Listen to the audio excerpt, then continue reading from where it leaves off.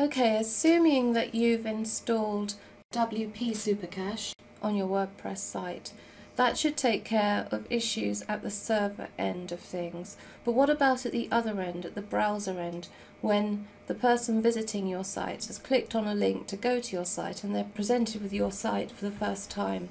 Imagine someone coming to my homepage. The first thing they'll have to take the hit on are these huge images that I've got in this slideshow, because it's not just one image, there's like 10 or 12 of them, and they've all got to download in a reasonable time, or someone's just going to leave my site. Could I do anything to make these things deliver to the browser, to the visitor, more quickly? One way to find out is if I go and use Google's PageSpeed test. To look at page speed on Google Chrome, and that's the browser that I tend to use, what you have to do is go to the page speed page on Google, and I'm running the Chrome extension which I've already installed. You just click that and follow the instructions. That means that you can then visit a website, for example my website, then click on the spanner and then on Tools and then Developer Tools, and you get this page speed button here. I'm clicking on that, and then I can click the Run Page Speed button. It reloads the page and tries to get some idea of its speed, which it analyses as the page loads. Sometimes, when you run it the first time, it doesn't tell the truth here. This number's quite changeable, by the way, but just in case, I always press the button again. My score is 81 out of 100, which actually for something this heavy isn't that bad, but it'd be nice if we could get all our sites up into the 90 something out of 100. And to do that, what you try to do is fix as many of these problems that are highlighted here as possible. It's got one red dot, and that usually means that's a bad thing. So if I click on that to find out what the problem is, it's talking about compression. That many of the files that I've got involved in my site, things like JavaScript files, CSS files, that kind of thing, are not compressed. The way to address this is to do something to your htaccess file, and I'll show you how to do that in the post below this video. So for now we'll assume that we've applied the htaccess and we'll move on to the next problem. The next problem on the list is leverage browser caching. And if you look here, it's actually complaining that I've got a number of images that have no expiration.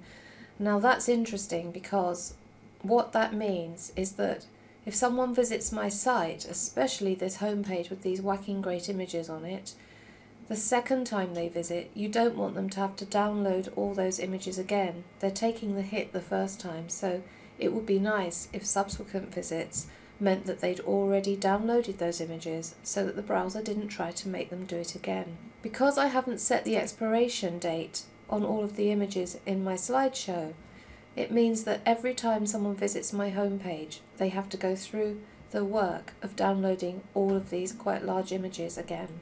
Now I've already done something about that, because I never use the media library, or rather I should say I rarely use the media library. It wasn't a good idea to use the media library at all, in my opinion, up until recently, and that's why I got into a habit of not using it. But when the latest version of WordPress came out, they fixed a few things, and so the media library became less of a performance drain on the system. But I'd now become used to hosting my images on Amazon S3, and it's a good idea to host them there anyway, because I love the fact that my images are nothing to do with my website. It means if I move my website, I don't have to move my images. It means if I back up my website, I don't have to back up my images, because they're already backed up at Amazon S3. The backup operation becomes a separate issue for the images as opposed to the site itself. As a result, my media library is very sparse. It's got one or two things in it, but it really doesn't have everything in it. And it certainly doesn't have these images, because knowing that they're so large, I decided that I wanted to distribute them using Amazon S3 and Amazon CloudFront. And if you use Amazon CloudFront, it organises images to be on a server as close as possible to the person viewing your website. So if someone's looking at my site in California and someone else is looking in Germany, each will be getting these images from a server near them. However, while that makes for much faster loading of my images, I could do a lot better by also organising the browser caching, by setting the expires date on these images to be way into the future. That way, when someone comes to the site the first time, on subsequent times, they don't re-download these large pictures. So let's look at how you would do that. If all your images are in the media library on your own server, then htaccess, which I shall show you later, is the method for setting the expiration date on these. However, if you're like me using Amazon S3, you've got to go about it another way. The images are not on your server, therefore you have to do something else to set the expiration date.